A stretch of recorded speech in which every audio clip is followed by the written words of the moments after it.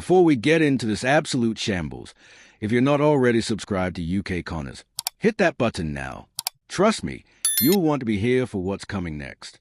Right, let's get straight to it.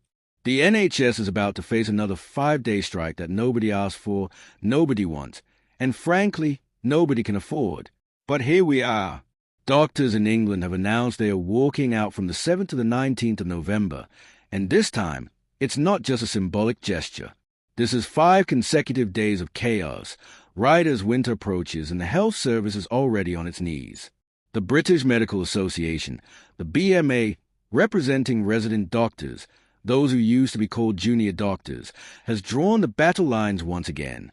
These aren't interns fresh out of medical school. We're talking about doctors with up to 8 years of hospital experience, or 3 years in general practice. They make up more than half of all doctors in the NHS. More than half. Let that sink in. When they walk out, the entire system doesn't just wobble, it practically collapses. Now, Health Secretary Wes Streeting is absolutely fuming and is not mincing words. He has called this strike reckless, preposterous, and utterly unnecessary. And you know what? He might actually have a point. Because here's the thing that makes this whole situation borderline farcical. The BMA's new leadership opened discussions with the government just 1 week ago. 1 week. And now they've already called for industrial action.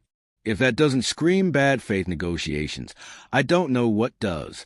Streeting pointed out something rather significant that the BMA seems keen to gloss over. Resident doctors have already received a 28.9% pay rise. Let me repeat that. 28.9%. In what universe is that not substantial? The government has been crystal clear that they simply cannot go further on pay this year. The money isn't there. The economic reality is what it is. But apparently, that's not good enough. The BMA's position, led by Dr. Jack Fletcher, chair of the Resident Doctors Committee, is that they are fighting for doctors who can't find jobs. He claims half of second-year doctors in England are struggling to find employment, their skills wasting away whilst millions wait for treatment. It's a compelling narrative, isn't it? Doctors wanting to work but can't, whilst patients suffer. Tugs at the heartstrings. But here's where it gets interesting. Streeting says the BMA is walking away from an offer to improve working conditions and create more specialty training roles. That's not just about money. That's about career progression, better conditions, the whole package. And they've rejected it. Why? Because apparently, the government's letter made vague promises for change 2 years hence. Dr. Fletcher called it an 11th-hour letter showing little understanding of the crisis. But isn't the real crisis that doctors are refusing to come to the table properly? Let's talk about what this actually means for patients, shall we?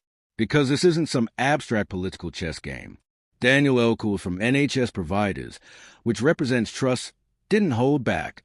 He said patients will pay the price. Another strike heading into what's going to be another challenging winter for the health service. Trust leaders will do everything to prepare, but once again, it's patients left holding the bag. Patients who've already waited months, sometimes years, for treatment. Patients who are in pain, scared, desperate. They are the collateral damage in this dispute. And here's something that should raise eyebrows. Streeting claims these strikes don't have public support. He also says they don't even have backing from a majority of resident doctors. Think about that. The people these strikes are supposedly helping don't even support them. So who exactly is this for?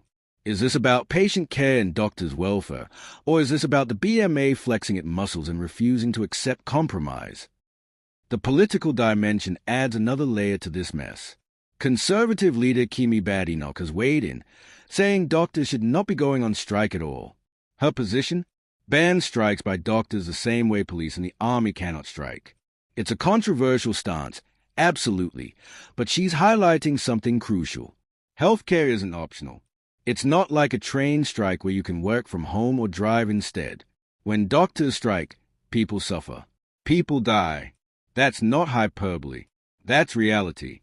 Badenoch pointed out that the Conservatives had legislation for minimum service levels, but Labour scrapped it. Whether you agree with that approach or not, it recognized a fundamental problem. Healthcare is too essential to be held hostage by industrial action. Yet here we are, watching another 5-day walkout being announced as if it's just another tactic in a negotiating playbook. Dr. Fletcher says they talked with the government in good faith. He claims they were keen to show the health secretary that a deal including options to gradually reverse pay cuts over several years, giving newly trained doctors a pay increase of just £1 an hour for the next 4 years, is reasonable. £1 an hour over 4 years after a 29% increase. That's the hill they are dying on.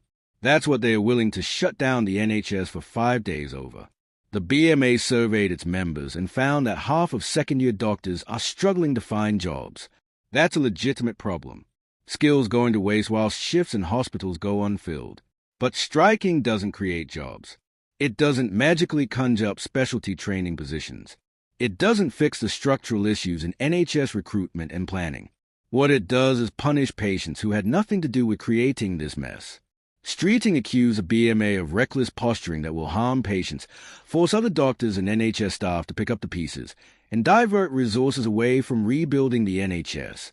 He urged them to call off these needless strikes and come back to the table. It's a reasonable request.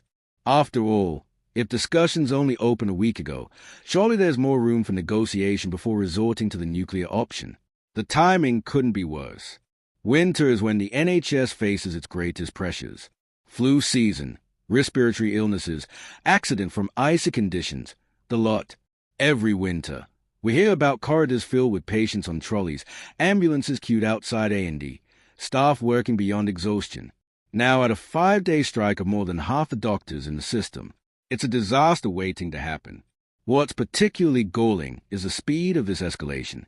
The BMA's new leadership has barely had time to unpack their offices before calling for strikes. Were they ever genuinely interested in negotiations, or was this always a plan? Were those discussions just theater, a box-ticking exercise so they could say they tried before unleashing industrial action? The government position is that they've given a substantial pay rise and are offering improvements to working conditions and training. The BMA's position is that it's not enough, that doctors are unemployed, that the government doesn't understand the crisis. Both sides claim to be fighting for patients and the NHS. But patients aren't theoretical bargaining chips. They are real people whose operations will be cancelled, whose cancer diagnoses will be delayed, whose pain will continue whilst doctors and politicians argue about pounds and percentages. This whole situation exposes something rotten at the heart of how we handle healthcare disputes in this country. We've created a system where the people who are supposed to save lives can hold those lives hostage to get what they want. And before anyone accuses me of being anti-doctor, I'm not. Doctors deserve fair pay and good working conditions. But they also have a responsibility that goes beyond normal employment. When you choose medicine, you're not just choosing career. You're accepting a duty of care. The question we should be asking is whether 5 days of strikes will actually achieve anything productive, or whether it's just performative militancy that hurts everyone except the people making the decisions. The BMA leadership won't be the ones cancelling surgeries or telling patients their treatment is delayed. That'll fall to frontline staff trying to keep things running with skeleton crews. So here we are, November 14th to 19th. 5 days when the NHS will be crippled, when patients will suffer, when the already enormous waiting list will grow longer. All because negotiations that started a week ago weren't immediately successful. Make it make sense. This is UK Connors, where we cut through the nonsense and tell it like it is. If you want to stay informed about what's really happening in British politics, subscribe now, because this story isn't over, and neither are we. See you in the next one.